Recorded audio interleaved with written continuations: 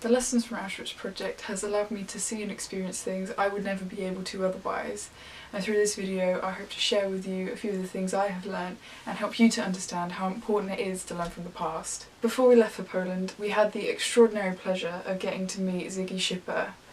At the young age of 10, he was forced into the ghetto with his grandmother because of his Jewish faith.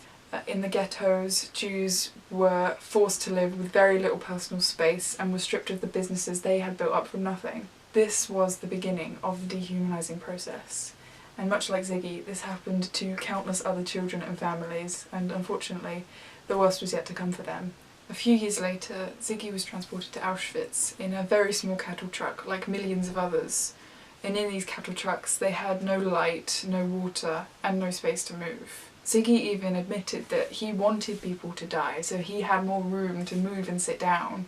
And he was disgusted with himself because he realised the dehumanising process was working. Other survivors described how cramped the conditions were in these cattle trucks. For example, a mother and her son were on opposite sides of a cattle truck, and it was even impossible to have a conversation and hear each other. Ziggy was very lucky because he only spent a few weeks in Auschwitz before he was moved on to another camp.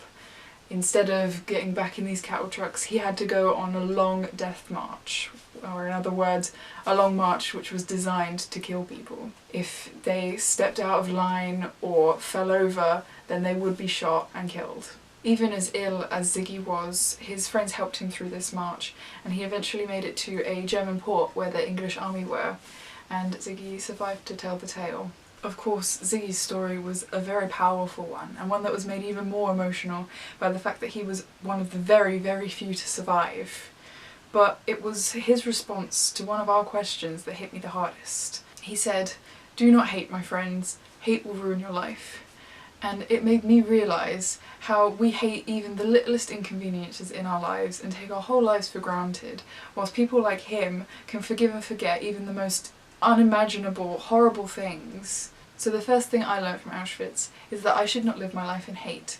I shouldn't go around hating the things that don't even matter, because there is no point and there is no need. We then spent the day in Poland looking around Auschwitz I and Auschwitz-Birkenau. And something that was very important to me going into this project is putting a name to all of the numbers that we are bombarded with. I would like to stress the huge array of people that were brought to these camps. People from all over Europe with all different backgrounds, all just because of their supposedly inferior faith or heritage. Children were stripped of their chances to go to school, families were stripped of the businesses they had made, men and women with lots of money, men and women with nothing, people who liked sports or fashion or an array of other different interests, and everybody was treated exactly the same, stripped of their identities, shaved their hair, removed their clothes, just anything to get rid of their identities. The camp itself did an amazing job of rehumanising the people affected. The amount of personal belongings that there were was really overwhelming to me. There was piles and piles of shoes and suitcases, human hair, pots, pans, just anything that people had brought there, and each one told a story. They had worn that specific pair of shoes for a reason. Maybe it was their best pair or their only pair. They had brought these pots and pans because they thought they would be used. And all this stuff really put into perspective how much 1 million people is. It's really hard to visualise that many people, and when you see their personal belongings in front of you, it's so much easier to see. And all that stuff certainly wasn't all of it, so it makes it even more overwhelming. So it became very obvious that all of these people were individuals. They all had different ways of thinking and different backgrounds. The trip in many ways was overwhelming and haunting. We saw where the decision was made to hang some prisoners and where their bodies would have been left as a warning to others. We even got the chance to walk through the gas chambers, and the only thing I could think about was how I'm not supposed to leave. It's designed so that nobody walks back out again. Right next door to the gas chambers are where the bodies would have been destroyed in a fire. Nothing can prepare you for what you see. It's horribly haunting. And for me, it makes me wonder how certain situations nowadays even happen. How is discrimination from a major political leader like Donald Trump even accepted? How is it so accepted and even inspirational that he is elected to be President of the United States? How can Russia still believe that homosexuals are so inferior that they shame them in public, beat them in public, and ban any scent of gay culture from the media? Why are people in North Korea being trapped in their own country, killed if they challenge what is happening to them, and have no connection to the outside world?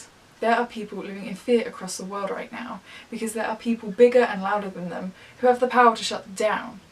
That is why it is vital to learn from the Holocaust.